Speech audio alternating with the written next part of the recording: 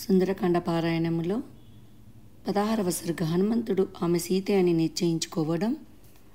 జై శ్రీరామ్. హనుమంతుడు ఇంతలో సీతను గురించి మళ్ళీ దుఃఖించసాగాడు. అయ్యో, గురుశిక్షితుడైన లక్ష్మణునికి పూజ్యురాలు, రామునకు ప్రియురాలైన సీతకును దుఃఖం తప్పింది కాదు. కాలోహి దురితి క్రమః, కాలగతిని ఎవరు దాటగలరు?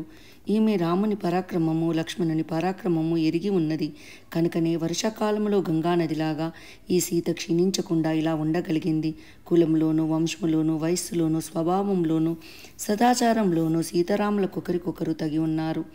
విశాలాక్షి అయిన ఈ సీత మూలానే వాలి రాముని చేతిలో కూలిపోయాడు. రావణునితో సమానుడైన కబంధుడు, భీమ విక్రముడైన విరాధుడును ఈ సీత మూలానే నాశనమైపోయారు. జనస్థానంలో క్రూర కర్ములైన 14,000 మంది రాక్షస వీరులు సీతమూలానే రామబాణాగ్నిలో పడి బుగ్గి అయిపోయినారు. కరుడు చచ్చిపోవడము, త్రిశురుడు కూలిపోవడము, తేజశాలి అయిన దూషణుడు పారిపోవడము ఈ సీతమూలానే. వాలి ఆధీనంలో ఉన్న దుర్లభ వానర రాజ్యలక్ష్మి ఈ సీతమూలంగానే సుగ్రీవునకు సంక్రమించింది. నేను నదీన దీపతి అయిన సాగర దాటాను, ఈ లంకలోకి వచ్చాను, ఇదంతా ఈమె మూలానే. ఈమె కోసం రాముడు జగతంతా తలక్రిందులుగా చేసేస్తాడు. త్రిలోకాధిపత్యం ఎక్కువ, సీత ఎక్కువ అంటే సీత ముందు త్రైలోక్య రాజ్యము 16వ వంతు కూడా కాదు. మిథిలాపతి జనక మహారాజు కూతురు, పతివ్రతలలో ఉత్తమురాలైన ఈ సీత భూమిని ఛేదించుకొని పుట్టుక వచ్చింది. ఇలాంటి యుద్ధాలలోనూ కూడా వెనుకంజ వేసి ఎరగని దశరథ మహారాజుకు ఈమె పెద్ద కోడలు. ధర్మజ్ఞుడు, కృతజ్ఞుడు, సర్వజ్ఞుడైన రామునికి ఈమె ప్రియ భార్య. అయ్యో, ఇలాంటి సీత ఇప్పుడు రాక్షస స్త్రీల స్వాధీనంలో పడిపోయింది. ఈమె అయోధ్యలో ఉన్న సకల భోగాలు విడిచి భర్తతో అడవులకు వచ్చింది. కందమూల ఫలాలతో తృప్తి పడుతూ భర్తకు సేవ చేసింది. అడవుల్లో కూడా రాజభవనంలో ఉన్నట్లే ఈమె ఆనందంగా సంచరించింది. ఇలాంటి సీత ఇప్పుడు రాక్షసాంగనల చేతిలో చిక్కి సకల యాతనలు అనుభవిస్తుంది. దాహం వేసిన వాడు చలివేంద్రం దగ్గరికి పరిగెత్తినట్లు ఈమె కోసం రాముడు తప్పకుండా రావాలి. ఈమె దొరికితే రాముడు రాజ్యం పోయిన వానికి మళ్ళీ రాజ్యం దొరికినంతగా సంతోషిస్తాడు.